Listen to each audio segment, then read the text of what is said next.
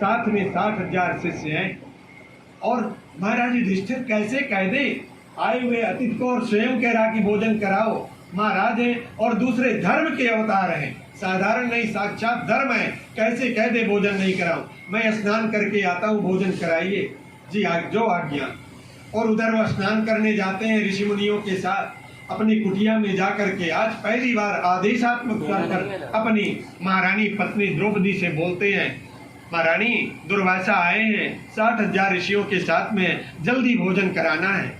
रो पड़ती है, नाथ मैं अब भोजन नहीं करा सकती। यद्यपि इनके पास एक ऐसी बटलोई थी जो भगवान सूर्य की दी हुई थी, जब तक ये स्वयं भोजन न कर ले। मैंने निवेदन किया है, एक एक बात पर आध्यात्मिक संकेत है, जीवन में उतारने लायक बात है।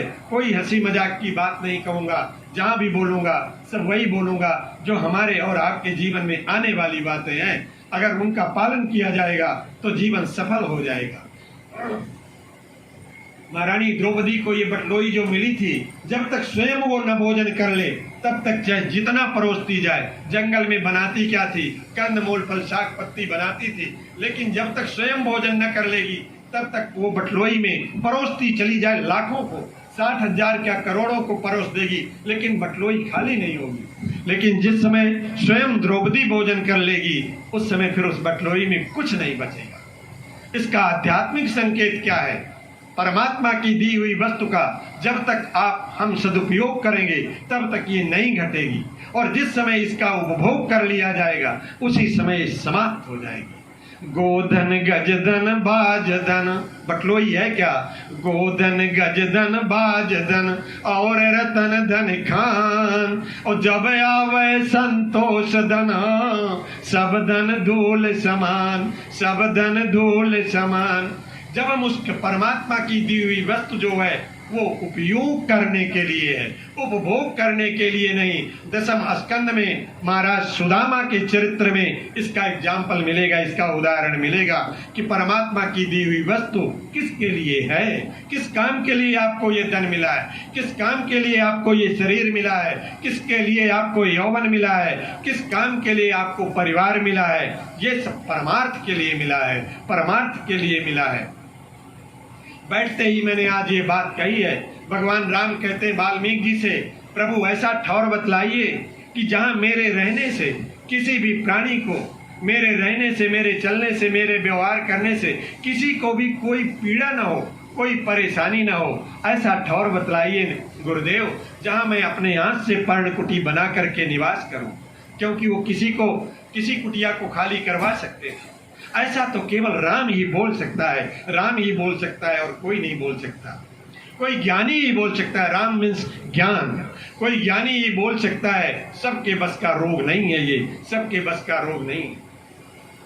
ठीक, महारानी भोजन कराना है, द्रौपदी ने कहा मैं भोजन नहीं करा सकती। अरे महारानी तो नहीं जानती, दुर्वासा बड़े क्रोधी महात्मा है, पता नहीं क्या श्राप दे दें, अभी कह दे भस्म हो जाए तो ये वानप्रस्थ वगैरह जो हमें ये बन हुआ ये सब बेकार चला जाएगा। महारानी जल्दी करो, चाहे जो भी हो जाए कुछ नहीं कर सकती। इतने में बाहर निकले भीम, बड़े बलशाली हैं, उनसे कहा भैया जल्दी उपाय करो। दुर्वासा ऋषि 60,000 ऋषियों के साथ में आए हैं, स्नान करने गए, भोजन कराना है। बोले बड़े भैया एक दो को हो तो अलग बात है, 60,000 ऋषियों को भोजन कराना कोई साधारण सी बात है? इतना जल्दी कैसे कंदमूल फल लाया जा सकता है, समय लगेगा। बोले भीम तुम नहीं जानते दुर्वासा क्या कर दे, ये तुमको नहीं पता है, जल्दी करो। हड़बड़ाए जा रहे हैं। जिस समय भगवान कृष्ण, भगवान महाराज युधिष्ठिर द्रौपदी की कुटिया से कह करके अपने भाई भीम के पास पहुंचते हैं, उतने में द्रौपदी के आंसू आ जाते हैं और वो ये सोचती है आज पहली बार मेरे प्राणधन ने मुझे आदेशात्मक स्वर में बात कही कि ऋषियों को भोजन कराना है, और मैं कितनी अभागिनी हूँ कि मैं अपने पति के वचनों का पालन नहीं कर पा रही हूँ। हे द्वारिकाधीश, ऐसा कह करके रो पड़ती है। जैसे ही आंखों में आंसू आए, युधिष्ठिर निकल रहे थे, कृष्ण अंदर पहुंचे और जा करके पहुंच करके तुरंत ही द्रौपदी से कहते हैं बहना बड़े जोर की भूख लगी है। आंखों में आंसू छलछलाए, कहती है एक तो उधर भी दुर्वासा आए भूखे प्यासे पता नहीं कहां से, तुम्हें द्वारिका में भोजन पानी नहीं मिलता, दरिद्री कहीं की चले आए, बस आते ही बड़ी भूख लगी है, बड़ी भूख लगी है, 2 टुकड़ा वहां नहीं मिलता है, द्वारिका में इतनी बड़ी विपत्ति पड़ी है। इस क्रोध में भी कभी कभी प्रेम में भी बड़ा क्रोध होता है, और उसका एग्जाम्पल पत्नी और पति के बीच मिलता है। जब कभी कभी वो प्रेम में आतुर होकर के कुछ ऐसी भाषा बोलती है तो वो रोने में उसके पूरा का पूरा प्रेम भरा होता है, वही प्रेम का प्रदर्शन कर रही है। द्रौपदी ने कहा तुम भी कहाँ के दरिद्र चले आए, 2 टुकड़ा भोजन नहीं पाते द्वारिका में, उधर आए हुए हैं महात्मा दुर्वासा और एक तुम आ गए। अब जानती हो कृष्ण मैं भोजन कर चुकी हूँ, अब कैसे खिला सकती हूँ। और इतना कहते कहते इतना करुण क्रंदन किया कि कृष्ण झूठी बटलोई छुड़ा करके और झूठा भोजन, उस झूठी बटलोई का एक पत्ता टुकड़ा निकाल के जीभ में डालते हैं। मैंने निवेदन किया था परमात्मा किसी के घर का केले का छिलका नहीं खाता, जूठन वेर नहीं खाता, द्रौपदी के बटलोई का जूठन नहीं खाता। परमात्मा तो केवल यही प्रेम खाता है जो द्रौपदी का प्रदर्शन है, जो उस समय विदुरानी का प्रदर्शन है, जो उस समय सबरी का प्रदर्शन है, उस प्रेम को खाता है, उस प्रेम को। और जैसे ही जीभ में रख करके डकार लेते हैं उतने में उधर दुर्वासा का पेट फटने लगा। अरे बोले चलो जल्दी भाग चलो, अब तो कहीं खाने की जगह नहीं, इतना पेट फूला हुआ है, वो तो राजा महाराजा हैं, 56 व्यंजन बने होंगे, क्या खाओगे, चलो यहीं से। और नहाते नहाते ही लौट के आए ही नहीं, उधर के उधर चले गए। तब तुमने दुर्वासा से प्राणों की रक्षा कराई केशव, और वो दिन मैं कैसे भूल सकती हूँ केशव, जब तुमने मेरी पुत्र वधू की भरी सभा में लाज राखी थी, भरी सभा में लाज राखी थी। सुनने लायक है, चाहे लाख बार सुने हो तब भी सुनने लायक है इस प्रसंग को। आज भरी सभा में दुशासन ने एक वस्त्र में रहने वाली द्रौपदी को घसीटता हुआ उसके बाल पकड़कर खींच लाया, और दुर्योधन ने कहा इसके पास 10 हाथियों का बल था, जब एक बार साड़ी खींचता था 400 कोस खींचती थी, 400 कोस खींचती थी एक बार में साड़ी, और उसके बदन में साड़ी थी केवल 10 गज, और 400 कोस खींच जाती थी एक बार में। 10 हाथियों का बल रखने वाला दुशासन जब खींचता था तो दुर्योधन कहता है अभी साड़ी नहीं समाप्त हुई, और दुर्योधन कहता है खींच दुशासन पूरी ताकत लगा करके।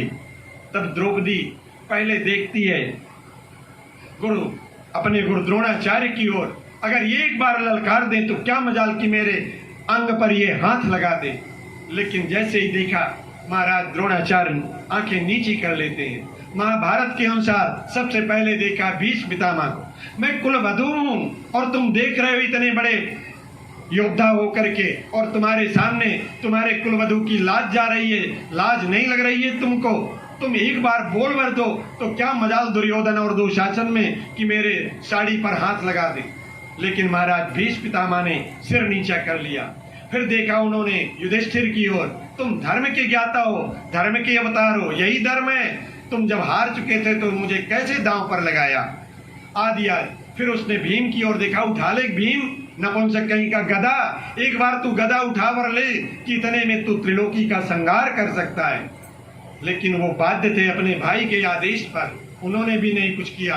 तब अर्जुन की ओर देखती है, उठाओ अपना गांडीव, तुम गांडीवधारी हो और तुम्हारी पत्नी की लाज जा रही है और तुम कुछ नहीं कर पा रहे हो। उन्होंने भी सिर झुका लिया, क्योंकि अपने भाई की आज्ञा के कारण।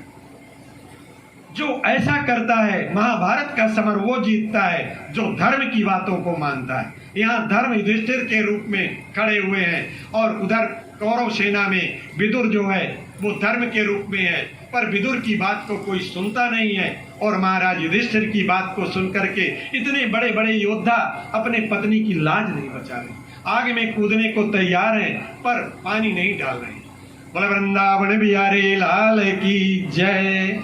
जिस समय कोई नहीं देखा केशव, उस समय मेरी पुत्र वधू ने अब पहले अपनी ताकत लगाई, अपनी साड़ी को दोनों दांतों से दबाया और देखा कि अब मेरी ताकत नहीं चलेगी, मैं तो निर्वस्त्र हो जाऊंगी, लाज चली जाएगी। तब आंख बंद करके हे दीनानाथ तुमको पुकारा था, पांचों पति बैठे मौन, कौन गति होई, दुख हरो द्वारिका नाथ, शरण में तेरी।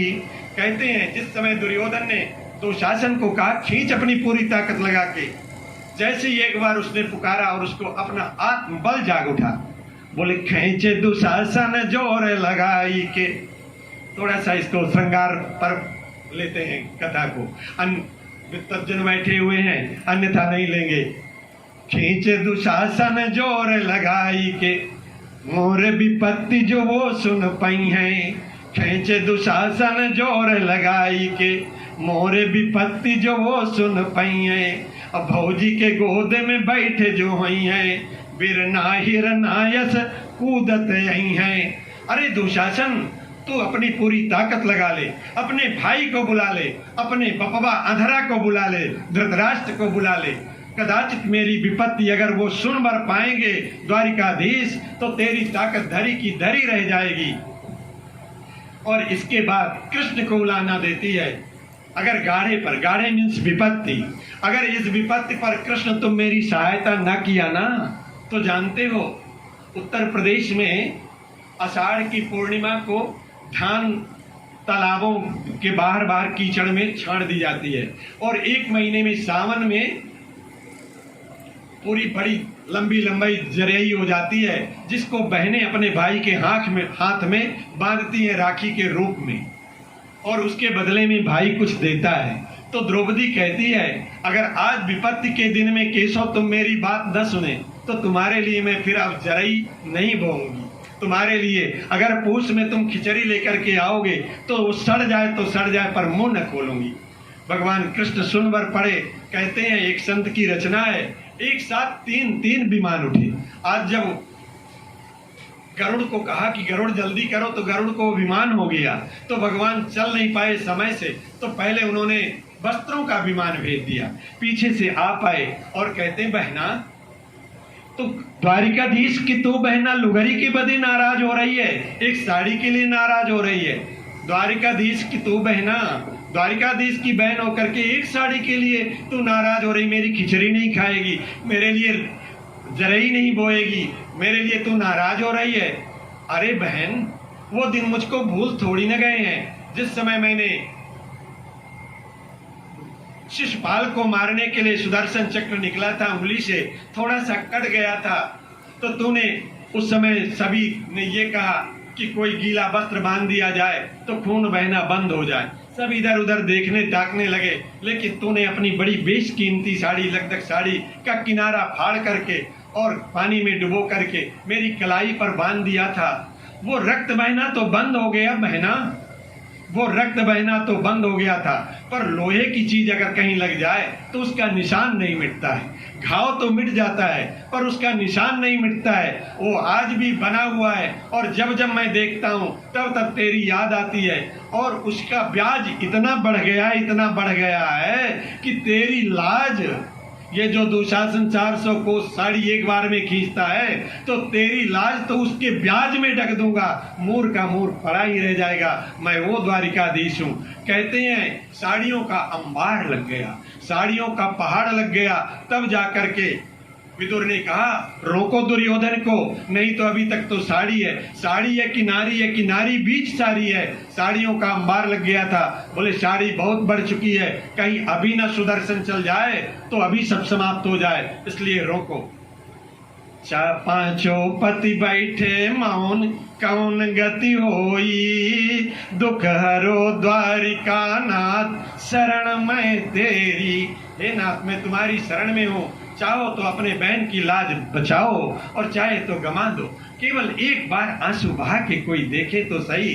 परमात्मा के पास क्षमता नहीं है कि वो आंसुओं को देख सके अपने भक्त के। बोले वृंदावन बिहारी लाल की जय। श्री कृष्ण गोविंद हरे मुरारे, हे नाथ नारायण वासुदेव। एक दिन की बात है, अभी थोड़ी देर पहले परीक्षित के जन्म की चर्चा की गई। परीक्षित जब बड़े हो गए, सम्राट बने, तो इनकी बड़ी जय जयकार होती थी।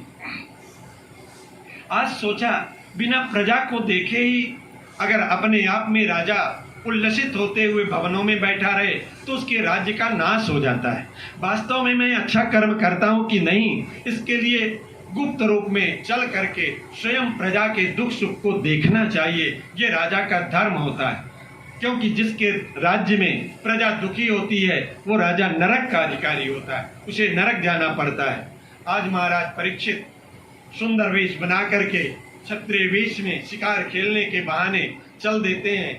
जाते जाते आगे देखा क्या कि एक गाय है, एक बैल है जिसके 3 पैर टूटे हुए हैं, लगड़ा लगड़ा के चल रहा है, और एक गाय है, दोनों आपस में बात कर रहे हैं। परीक्षित अन्य योनियों के जीवों की भी भाषा समझने में निपुण थे, और एक शूद्र वेश बना करके राजा का उस गाय को और बैल को प्रताड़ित कर रहा था। देखा मेरे राज्य में और गाय बैल पर कोई हमला कर रहा हो। जैसे ही देखा कि परीक्षित आ रहे हैं, त्राईमाम करते हुए वो राजा उनके चरणों में गिर पड़ा। बोले तुम कौन हो और तुम्हें मेरा भय नहीं है? तुम गाय और बैल पर क्यों इस तरह के वार कर रहे थे?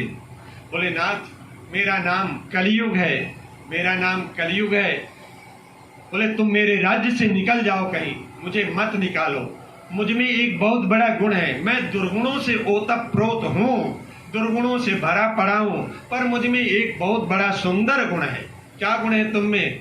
बोले जो त्रेता द्वापर और सतयुग में यज्ञ करने से, अनुसंधान करने से, ध्यान लगाने से, समाधि लगाने से जो फल प्राप्त होता है वो मेरे युग में, मेरे समय में केवल परमात्मा का नाम ले लेने पर ही प्राणी को वही फल, वही पुण्य प्राप्त हो जाएगा जो अन्य युगों में बड़ी तपस्या करने पर प्राप्त होता है।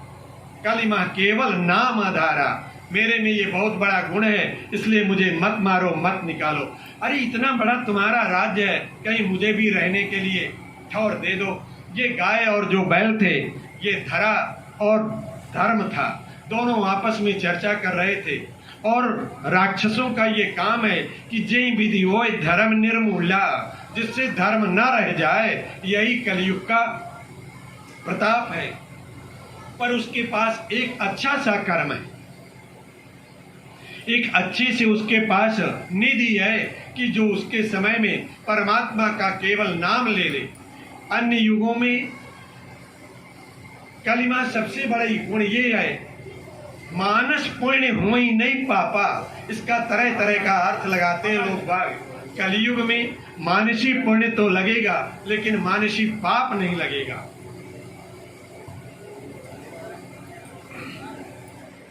बोला वृंदावन बिहारी लाल की जय। महाराज परीक्षित ने 4 ठौर दिए जो चारों निंदनीय हैं। जहाँ द्यूत क्रीड़ा होती हो तुम वहाँ निवास करो, जहाँ आपस में लोग झगड़ा लड़ाई करते हो तुम वहाँ निवास करो, जहाँ व्यभिचार होता हो तुम वहाँ निवास करो, आदि आदि। कलयुग ने कहा इतना बड़ा तुम्हारा साम्राज्य है, मेरा भी एक परिवार है, थोड़ा गंदा परिवार है लेकिन मेरा भी परिवार है। गंदे ही स्थान तुमने दे दिए, कहीं एक सुंदर सा भी एक कमरा दे दो जहाँ मैं भी निवास करूं। रहा नहीं गया और महाराज परीक्षित ने कह दिया जाओ सोने में निवास करो। प्रसन्न हो गया, गदगद हो गया। एक तरफ तो यहाँ पर सोने में कलयुग का निवास है और गीता में भगवान कहते हैं कि मेरा वास हिरण्य में भी है, सोने में भी है। तो यहाँ विज्ञजन प्रश्न करते हैं कि किसमें माना जाए, परमात्मा का वास सोने में माना जाए कि कलयुग का वास।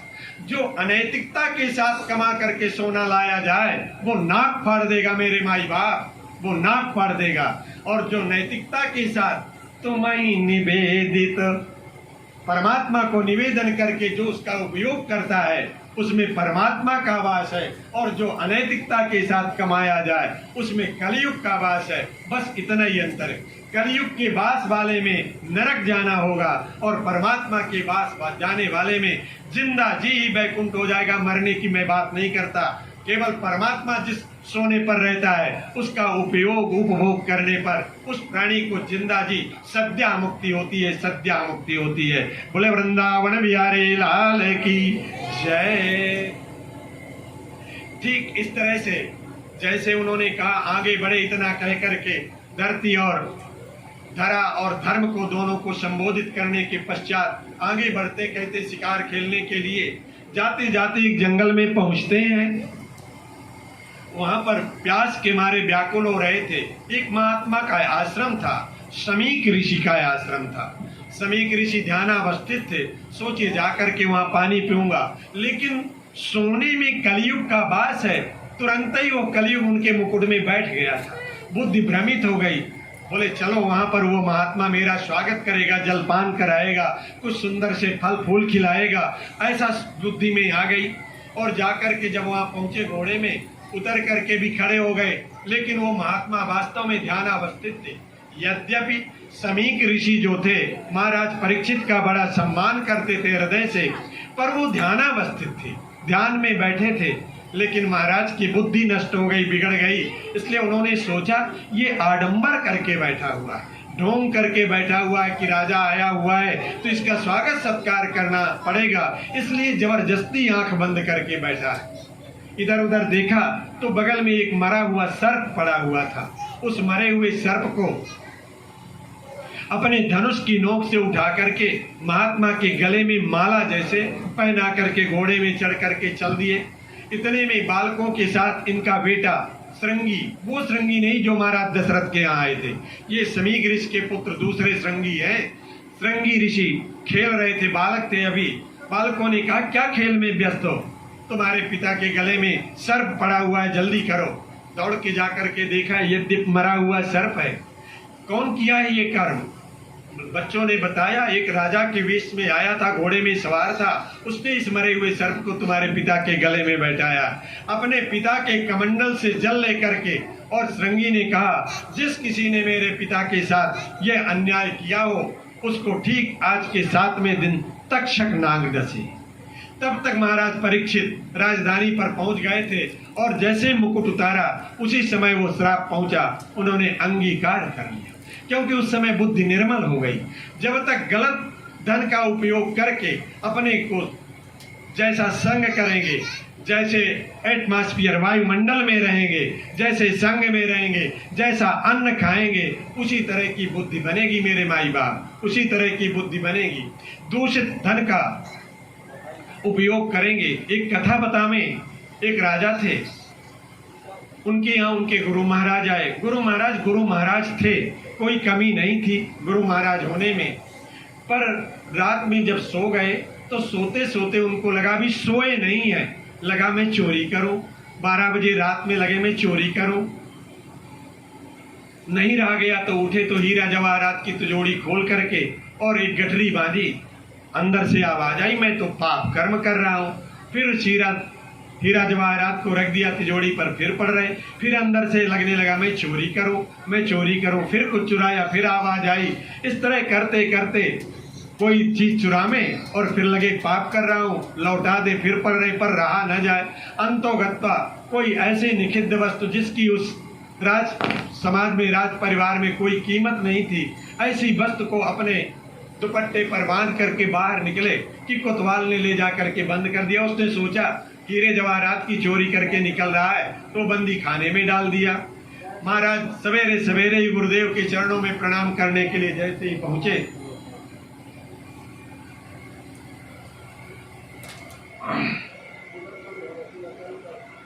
कलाकारी उतनी ही की जाए जिससे मैं बोलता रहूं। बोले वृंदावन बिहारी लाल की जय। ठीक महाराज जब प्रणाम करने पहुंचे तो वहां गुरुदेव का पता नहीं, गुरुदेव तो बंदी खाने में है।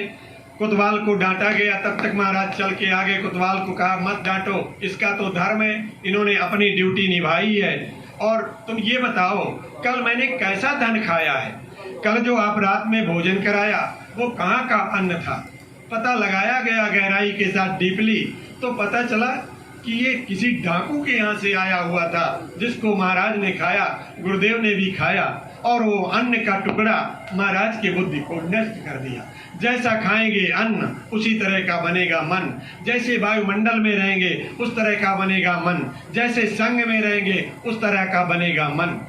तुरंत ही महाराज परीक्षित ने उस श्राप को अंगीकार कर लिया और श्राप को स्वीकार करके तुरंत ही राजपाट जन्मेजय को देकर, अपने पुत्र जन्मेजय को देकर गद्दी पर बिठा करके चल देते हैं, तपोवन की शरण ले लेते हैं।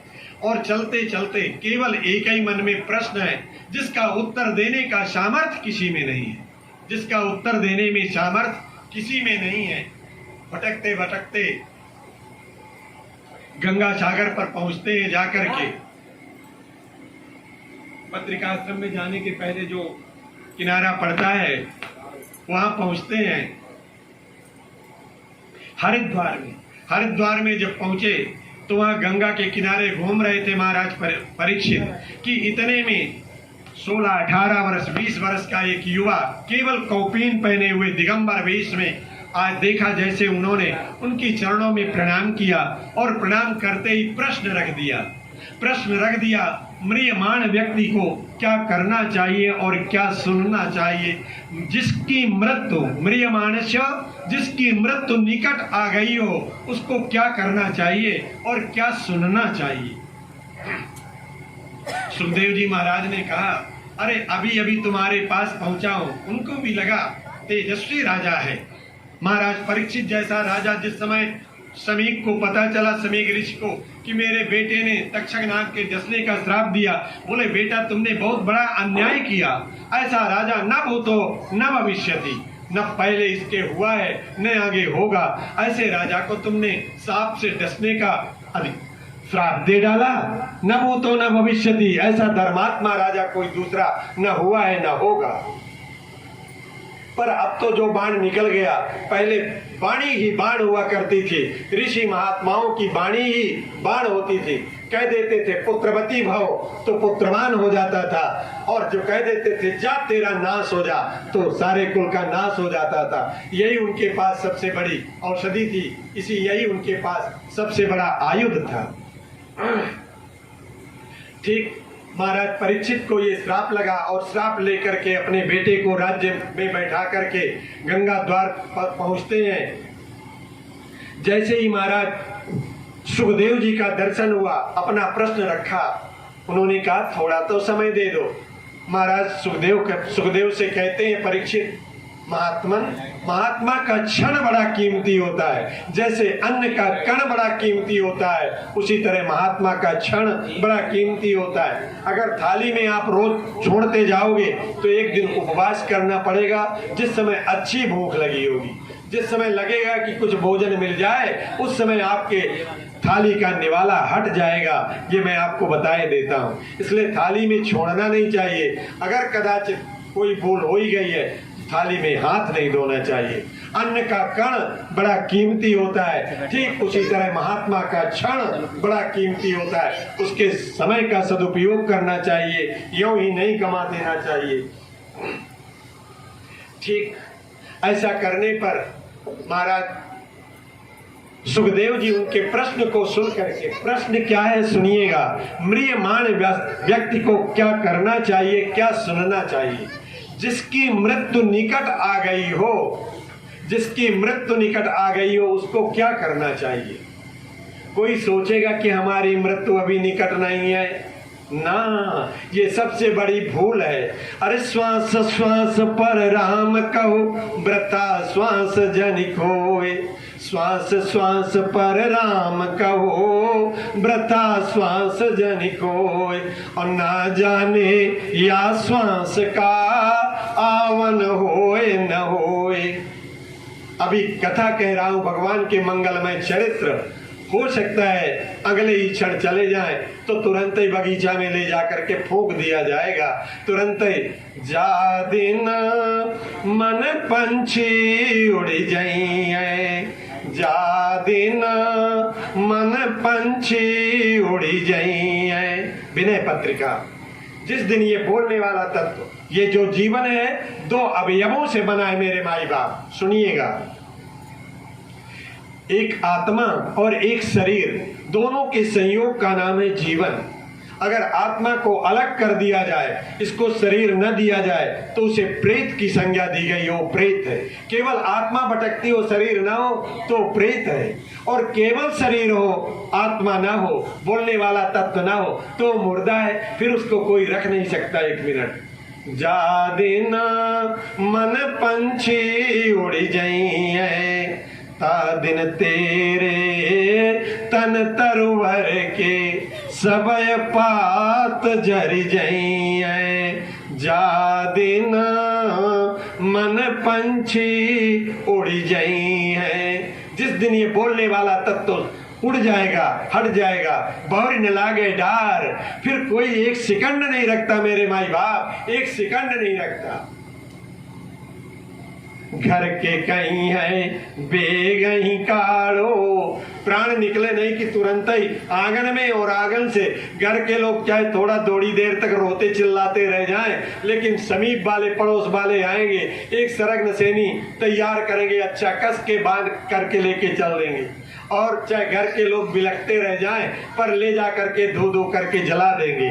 जा दिन मन पंछी उड़ जाइए, क्या होगा?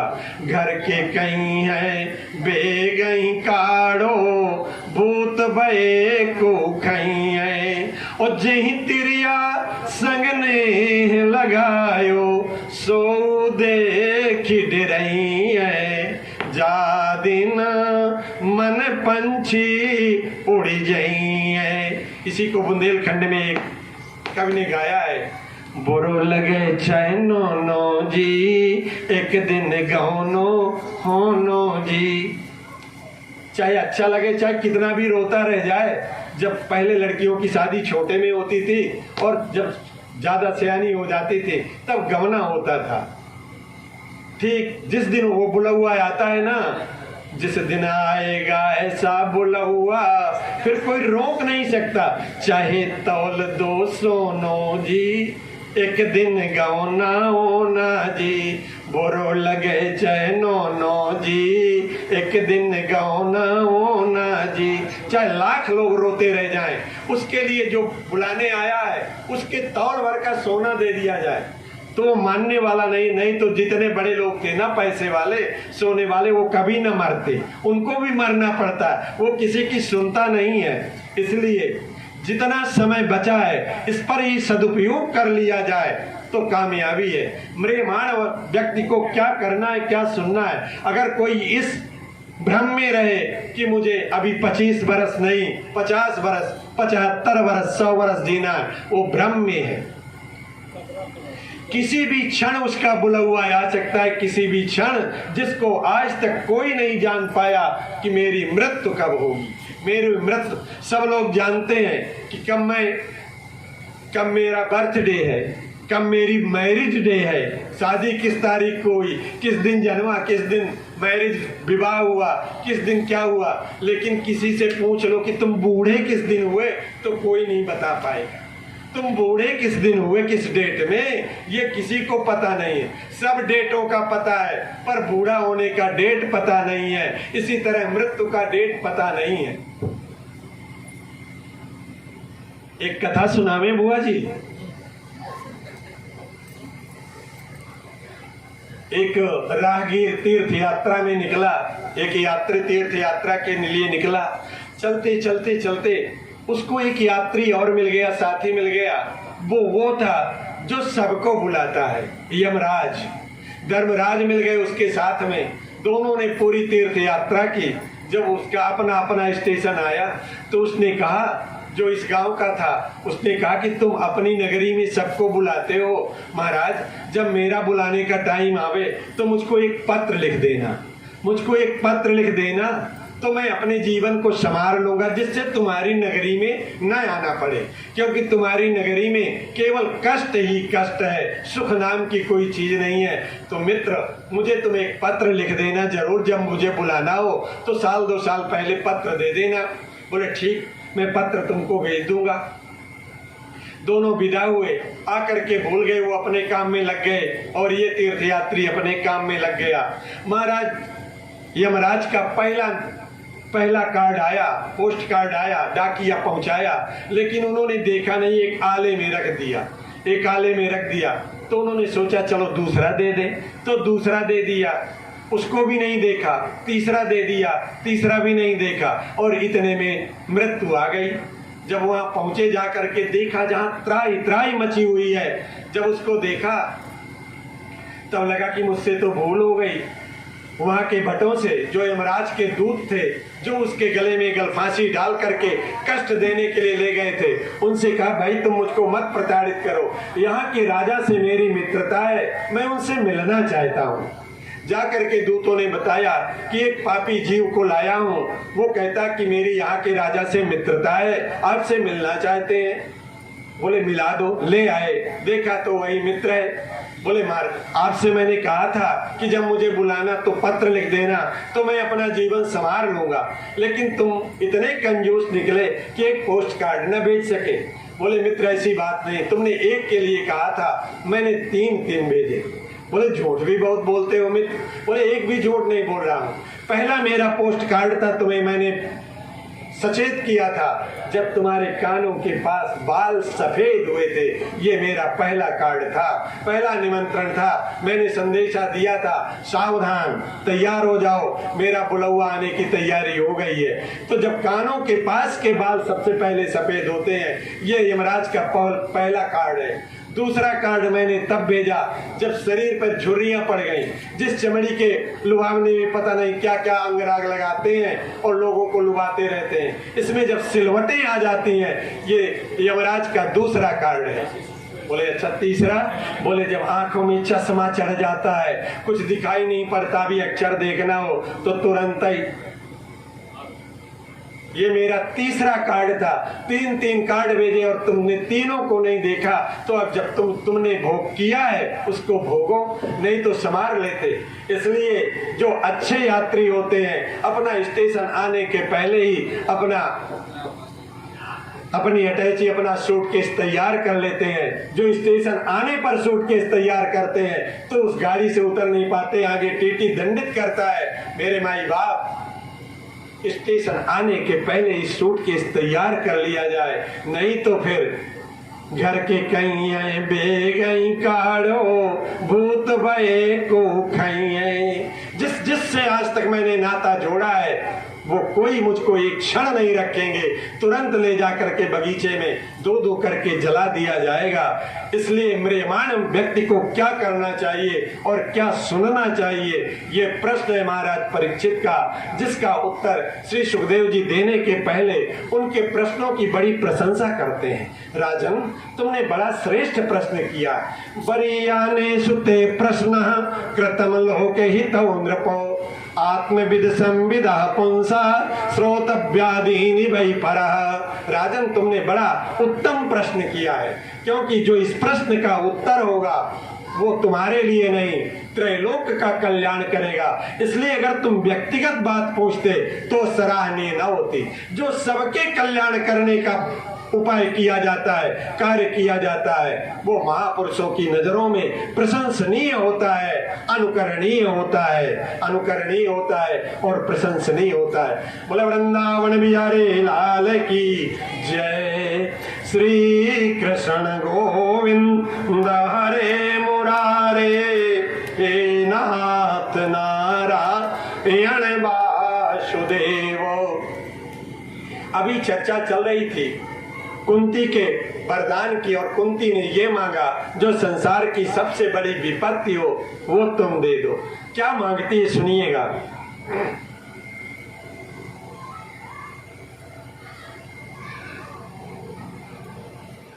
कुंती मांगती है भगवान कृष्ण। झांकी को देखिए, भगवान कृष्ण का शाही रथ खड़ा है, एक पैर पावदान पर रखा है, एक हाथ से सिक्का पकड़े हुए हैं, हैंडल को पकड़े हुए हैं, चढ़ने की तैयारी में। ऐसे में कुंती ने आकर के प्रणाम किया है और मांगा है वरदान। क्या वरदान? ये मांगा है, तेरे चरण कमल में श्याम लिपट जाऊं रजवन के।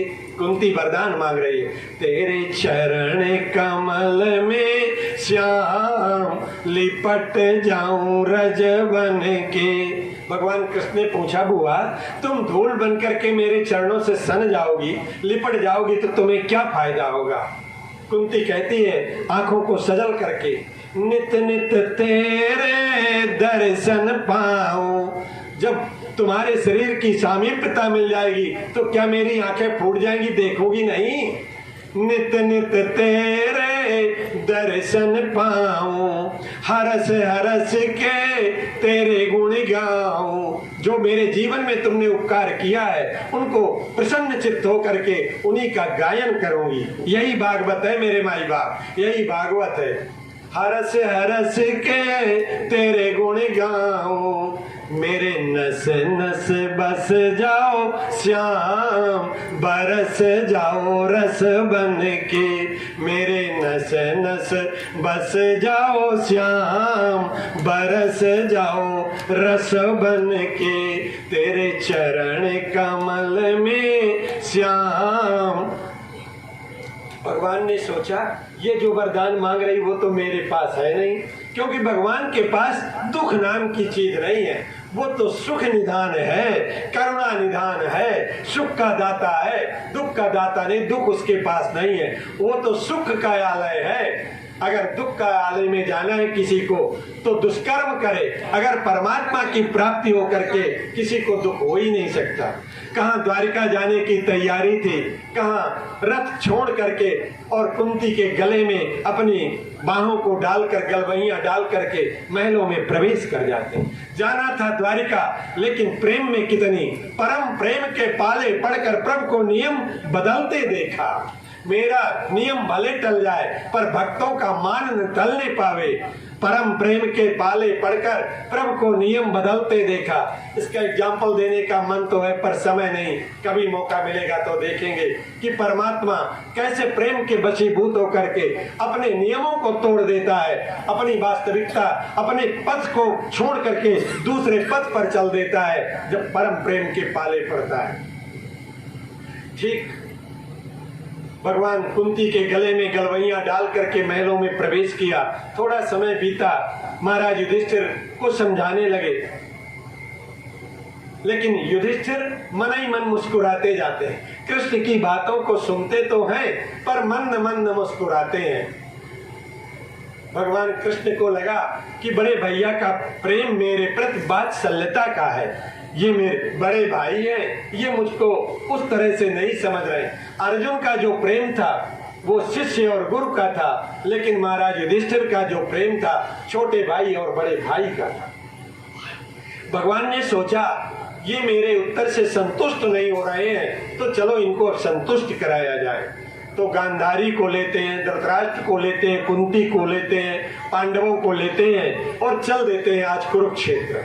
कुरुक्षेत्र में जहां पर आज 6 महीने से सरसैया पर महाराज पितामह बाणों की सैया पर पड़े हुए हैं। आज उत्तरायण हो गए, सूर्य मकर राशि पर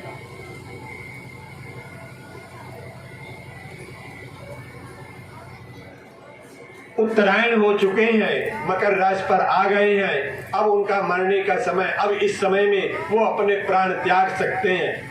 तो उन्होंने सोचा कि चलो इनके प्रश्नों का उत्तर भी दिलवा दिया जाए। उत्तर दिलवाने के पहले उत्तर कल देखा जाएगा, आज जैसे ही पहुंचते हैं सबके सब। अब महाराज भीष्म पितामह एक बाण थोड़ी ना लगा है, करोड़ों बाण से विदित है। सामने केवल जो आंखों के सामने पड़ेगा, ना तो ऐसा कर सकते हैं ना ऐसा कर सकते हैं, इस तरह बाणों से व्यथित हैं। अर्जुन पर नजर पड़ी, ओ आ गए अर्जुन। अर्जुन से बड़ा प्यार था इनका। आ गए अर्जुन, तुम अकेले आए हो, अपने मित्र को नहीं लाए। अरे अर्जुन, उन द्वारिकाधीश से तुम्हारे कितने नाते हैं। कभी तुम उनको अपना नौकर बना लेते हो, ड्राइवर बना लेते हो, कभी मित्र बना लेते हो, कभी सखा बना लेते हो, कभी साला बना लेते हो। भगवान कृष्ण अर्जुन के साले भी थे। कभी तुम साला बना लेते हो और कभी उन्हें अपना गुरु बना लेते हो, कभी अपना इष्ट बना लेते हो। कितने रिश्ते हैं तुम्हारे उनसे। इतना बोल ही पाए थे कि भगवान कृष्ण अर्जुन को थोड़ा सा अलग हटाते हुए सामने आए।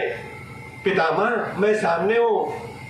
द्वारिकाधीश कृष्ण, मैं तुम्हें प्रणाम करता हूँ। पितामह, क्या आज्ञा है मेरे लिए, मैं भी आया हूँ। वो नजर पड़ी, बोले थोड़ी देर तक तुम इसी तरह खड़े रहो कृष्ण, थोड़ी देर तक तुम इसी तरह खड़े रहो मंद मंद मुस्कुराते हुए। मुझको तुमसे एक बात करनी थी। बहुत दिनों से मेरे प्राण नहीं निकल रहे थे।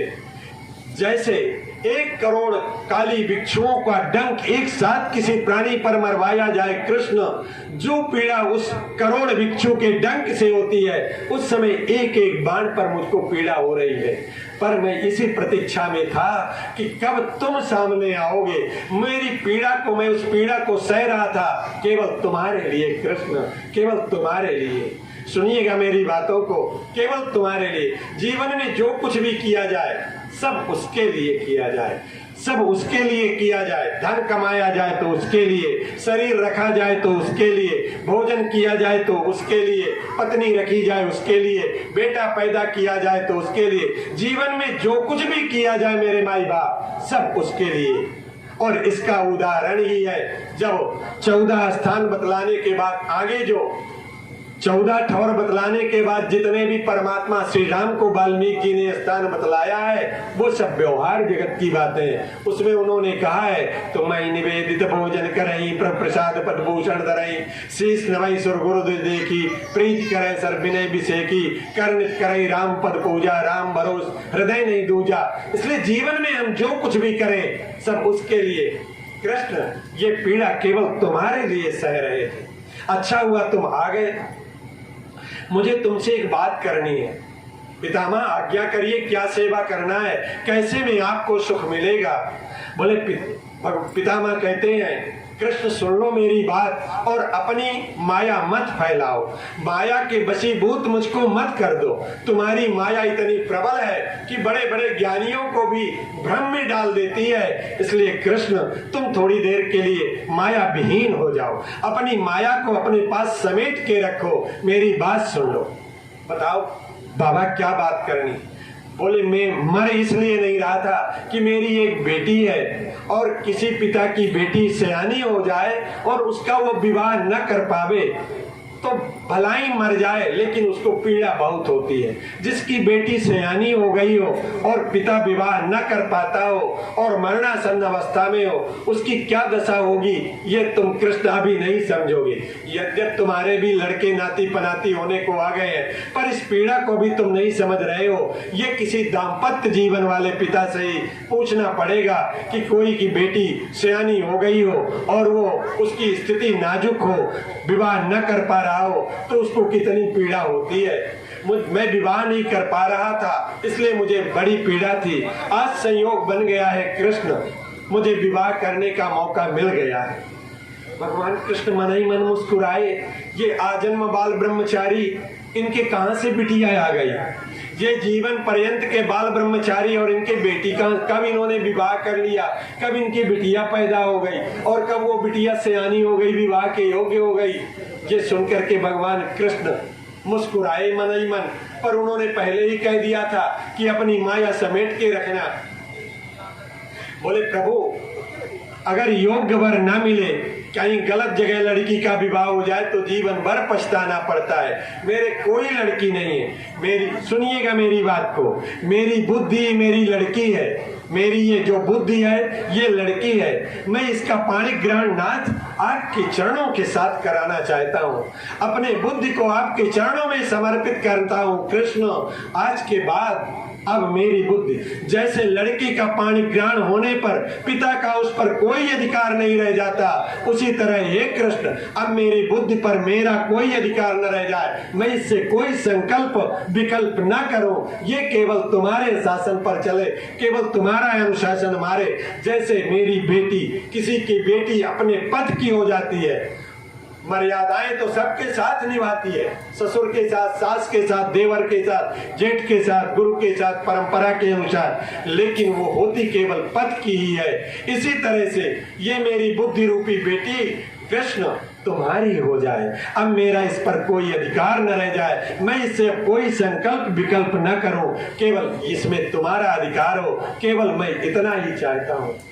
भगवान कृष्ण अवाक रह जाते हैं। बस यही सबकी हमारी आपकी भी ऐसी ही दृष्टि होनी चाहिए। मेरी ये बुद्धि परमात्मा के चरणों में समर्पित हो जाए और ये संकल्प विकल्प करना बंद कर दे, परमात्मा जैसा न चाहे।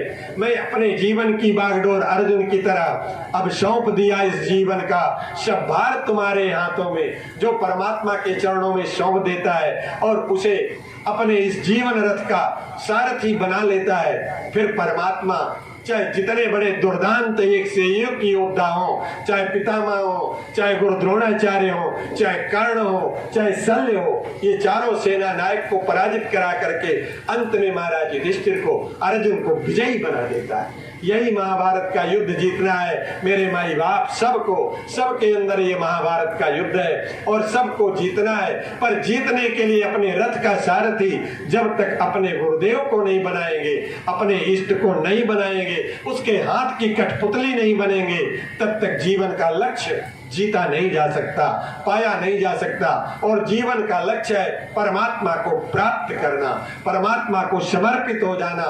ये पहले प्रश्न का उत्तर हुआ कि प्राणी का कर्तव्य क्या है, उसका परम धर्म क्या है। उसका परम धर्म है भगवान के चरणों में स्वाभाविक अहेतु की प्रीति हो, बिना किसी स्वार्थ के उसके चरणों में। हम सब जो प्रीति करते हैं ना, ऐसा कोई नहीं बैठा है यहाँ जो परमात्मा से प्रेम न करता। हम सब प्रेम करते हैं, पर उसके पीछे कोई न कोई हमारा स्वार्थ छिपा है। निस्वार्थ उससे प्रेम करके एक बार देखा जाए तो स्वार्थ भी सिद्ध हो जाएगा और लक्ष्य भी प्राप्त हो जाएगा। स्वार्थ भी सिद्ध हो जाएगा और लक्ष्य भी प्राप्त हो जाएगा। बस थोड़ा सा त्याग करना है। बोला वृंदावन बिहारी लाल की जय। श्री कृष्ण गोविंद हरे मुरारे, हे नाथ नारायण वासुदेव। इधर ऐसा होते होते प्रश्न में ये भी है कि भगवान के कितने अवतार हुए हैं। तो उसमें पहला अवतार जो है सनक सनंदन सनातन सनत कुमार नारद आदि का, लेकिन इसमें एक अवतार भगवान का 12 रूप में भी हुआ है। 12 रूप धारण करने का कारण क्या है, थोड़ा सा इसको सुनते हैं। महाराज कश्यप की 2 पत्नियां हैं, दिति और अदिति। दिति से पैदा होते हैं राक्षस और अदिति से पैदा होते हैं देवता। एक दिन की बात है, कुसुमे में सायंकालीन वेला में रथ के प्रयोजन से कश्यप के पास इनकी पत्नी जाती हैं और कहती हैं कि मुझे पुत्र चाहिए। यद्यप कश्यप ने बहुत मना किया पर मानी नहीं। उन्होंने कहा कि इस समय में भगवान शंकर अपने गणों के साथ घूमते हैं, ऐसे में रथ करना उचित नहीं है देवी। पर नहीं मानी और रथ का वरदान प्राप्त करके उनसे जो 2 राक्षस पैदा हुए, वो क्यों पैदा हुए, इसका मूल कारण सुनते हैं जो अध्यात्म जगत का है, कथा का नहीं है। परिवर्तित करता हूं मैं इसको थोड़ी देर के लिए। एक दिन की बात है, सनक सनंदन सनातन सनत कुमार, ये 5 वर्ष की अवस्था रहती है इनकी। 5 वर्ष से एक दिन आगे बड़े नहीं होते हैं और इनको वैकुंठ में या त्रिलोकी में कहीं भी जाने की छूट है, कहीं भी जा सकते हैं तो सिद्ध पुरुष, पर थोड़ा सा क्रोध को नहीं जीते। भगवान ने सोचा इतने सिद्ध पुरुष और क्रोध की रेखाएं जब तक उमड़ आती हैं तो इनका क्रोध कैसे शांत किया जाए। इसको लेकर के भगवान ने एक ढोंग रचा। आज ये बैकुंठ पहुंच रहे थे, जैसे ही बैकुंठ पहुंच रहे थे कि इतने में जो द्वारपाल थे जय और विजय अंदर प्रवेश करना चाहते थे। 5 वर्ष की अवस्था का बालक, माता पिता कैसी भी स्थिति में हो तो क्या वो रुकता है, और क्या कोई माता पिता संकोच खाता है? नहीं खाता। इसलिए इनको जाने में हमेशा छूट थी, पर आज पता नहीं क्यों जय विजय ने मना कर दिया। अब ये लक्ष्मी के साथ में आप जा नहीं सकते हैं। इन सनकादिकों को क्रोध आ गया और जय विजय को श्राप दे डाला। जब तक श्राप दिए तब तक भगवान निकल भी आए। श्राप ये दिया कि तुम मृत्यु लोक के प्राणियों की भांति व्यवहार करते हो, इसलिए जाओ 3 जन्म तक राक्षस हो जाओ, 3 जन्म तक राक्षस हो जाओ। ये जय विजय उनके चरणों को पकड़ लिए, बोले महाराज कृपा करो, आपका श्राप अंगीकार है, न अंगीकार करूं तो भी लगेगा, इसलिए अब मेरे ऊपर कृपा करो, आपका ये श्राप छूटेगा कैसे? बोले तीनों जन्म में आपको मेरी याद, परमात्मा की याद बनी रहेगी और परमात्मा ही तुम्हारा उद्धार करने के लिए आएंगे। जिन जिन लोगों को महात्माओं ने श्राप दिया भागवत में, उन सब लोगों का उद्धार करने के लिए परमात्मा को स्वयं आना पड़ा। इसलिए रामचरितमानस की ये चौपाई सार्थक है कि सापत ताड़त परुख कांता और विप्र पूजयस गावई संता, विप्र पूजयस गावई संता। क्योंकि वो श्राप देने पर भी आपका उपकार कर रहा है, उपकार कर रहा है, आपका कल्याण कर रहा है। ठीक इतने में भगवान आ गए और जैसे ही भगवान आए, भगवान आकर के ये ढोंग क्यों रचा? एक दिन की बात है, जय और विजय भगवान जैसे ही वैकुंठ से बाहर निकले तो जय विजय से सिर नीचा करके खड़े हो जाते थे। एक दिन की बात है, भगवान विष्णु बाहर निकले और जय विजय दोनों जैसे ही आगे बढ़ गए तो ये दोनों अपने भुजाओं पर हाथ फेरने लगे। जय और विजय जो ड्योढ़ी बांध थे भगवान परमात्मा विष्णु के, उन्होंने अपने भुजाओं पर ऐसा हाथ फेरा। भगवान पलट के देखा, भगवान तो बड़ा ही कौमुदकी है, ये तो हमेशा प्रसन्न चित्त रहने वाले, इनके अंदर कभी कोई वितृष्णा आती ही नहीं है। भगवान ने पलट के देखा और पूछा, क्या बात है पार्षदों, बहुत भुजाओं में खुजली हो रही क्या? बोले हाँ नाथ, वैकुंठ का माल खाते खाते, जैसे हमारे आचार्य जी जो है ना, कौन राजा, जानते हैं हाथी पाव का इनके यहाँ, जहाँ हम कथा कह रहे हैं, हाथी पाव के इनके यहाँ वो बड़े बड़े कटोरा हैं। हमारे जैसा लोग तो उठा नहीं सकती, ये आचार्य जी उठा पाते हैं, हम तो कटोरी में कह दिए हैं, कटोरी में देना। तो उस तरह का माल खा रहे हैं, तो अब ये चाहे जितना ललकारे, हाथी पाव के कटोरे में 2 किलो दूध एक ही बार में पीते हैं और इनके घर में भरा पड़ा भी है।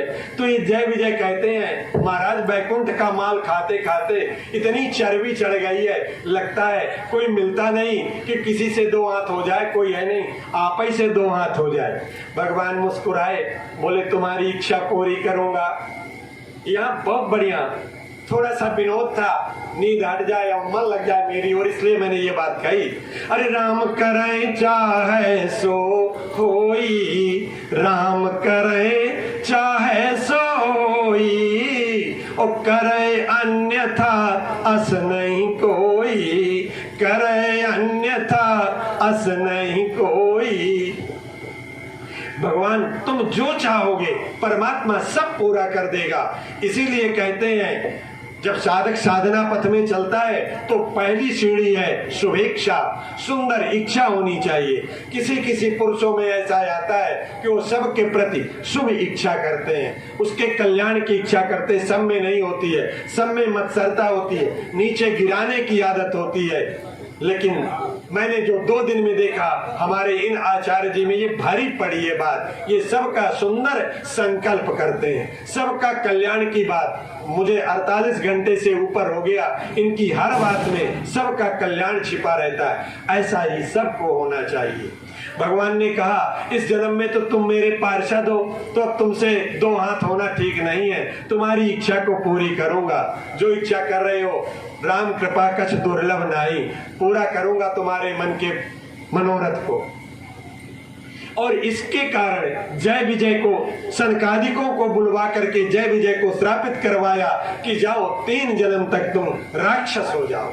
और राक्षस बनने पर पहली बार स्वयं भगवान हिरण्याक्ष का वध करने के लिए शूकर रूप, बारह रूप धारण करके आते हैं, हिरण्याक्ष का उद्धार करते हैं। और हिरण्यकश्यप का उद्धार करने के लिए भगवान नरसिंह रूप धारण करते हैं, नरसिंह बन करके आते हैं। दूसरे जन्म में यही रावण और कुंभकर्ण बनते हैं, राम रूप में वही परमात्मा प्रकट होकर के रावण कुंभकर्ण का उद्धार करते हैं। तीसरे जन्म में वही शिशुपाल और दंतवक्र बनते हैं, भगवान कृष्ण बन करके आते हैं और तीनों का उद्धार करते हैं, तीनों जन्म में उद्धार करते हैं। कथा तो और आगे तक कहना है पर अब मुझसे भी बोला नहीं जा रहा, अतः यही विश्राम देता हूँ अपनी वाणी को। अगर परमात्मा ने हृष्ट पुष्ट रखा तो पुनः कल भगवान के अनेकानेक सुंदर सुंदर चरित्रों का, गुणानुवादों का गायन करके अपनी जीवा को पावन करूंगा। आप भी आकर के सुनेंगे, कानों को पवित्र करेंगे, जीवन को धन्य करेंगे। क्योंकि परमात्मा के चरित्रों को सुने बिना जीवन की सार्थकता नहीं मेरे माई बाप। चाहे मानव तन जी लीजिए, चाहे सुअर का जीवन जी लीजिए, अगर भगवत प्रेम, भगवत चरणारविंदों में प्रीति और प्रतीति नहीं हुई तो शुकर की जिंदगी जीना ही है। केवल श्यामचरितमानस में मानव तन की बड़ी सुंदर वंदना की गई है। अरे बड़े भाग्य मानुष तन पावा, सुर दुर्लभ सद ग्रंथ गावा। पर वही तुलसीदास जी महाराज कहते हैं, जब ऐसा न किया जाए तो पशु बिन पूंछ बिखान, सींग और पूंछ के बिना पशु ही है। क्योंकि जितने हम कर्म करते मेरे माई बाप, उतने सभी करते सभी योनियों के। हम क्या क्या करते सुनिएगा। आहार निद्रा भय मैथुनम चा सामान्य में तत्पशुभिर नराणाम धर्मो हितेषाम अधिको विशेषा धर्म सेना पशुभिर समाना। आहार निद्रा, हम सोते हैं, पशु भी सोते हैं। हम आहार लेते, भोजन लेते हैं, हमारा भोजन कुछ और है, उनका भोजन कुछ और है, पर आहार वो भी लेते हैं। हम सोते हैं, वो भी सोते हैं। आहार निद्रा, मुझे किसी से डर लगता है, उनको भी डर लगता है। अभी अभी की गाय जनी हो और बछड़े को छोड़ करके न जाना चाहे, लेकिन बरेदी जिस समय डंडा लेकर के आता है तो न चाहते हुए भी डर के मारे भाग खड़ी होती है।